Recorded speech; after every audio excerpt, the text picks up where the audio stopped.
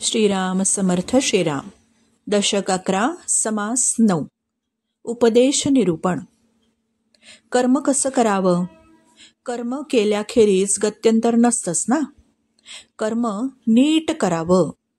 समर्थांचा भर हा नेहमी उत्तम आणि उदात्त गोष्टींवर असे.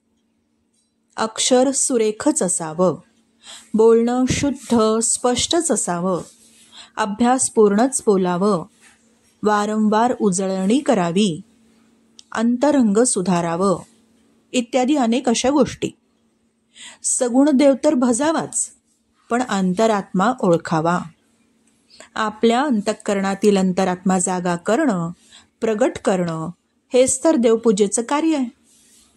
प्रतिमा केवळ मानस आलंबन किंवा आधार म्हणून उपयोगी पडते. अंतरात्मा हेच अवतारांचं नेहमी राहण्याचं ठिकाण आहे आणि म्हणूनच त्याला निजधाम म्हणतात. जगात राहणारा विष्णूच आपल्या अंतःकरणात आहे. हा अंतरात्माच खरा कर्ता आणि भोगता आहे हे चतुर माणसांनी ओळखावं. हाच अभ्यास करावा. समर्थांचं पुन्हा पुन्हा सांगणं हेच आहे की महावाक्याचा अभ्यास म्हणजे शुद्ध ब्रह्माचा विचार करावा. अशाश्वत हे नश्वर आहे आणि शाश्वत हेच ब्रह्म आहे. जे नश्वर आहे त्याला उत्पत्ती स्थिती संहार आहे. निरंजन ब्रह्म मात्र याहून अगदी निराळं आहे.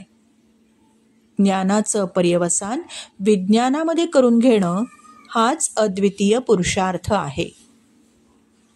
Star note.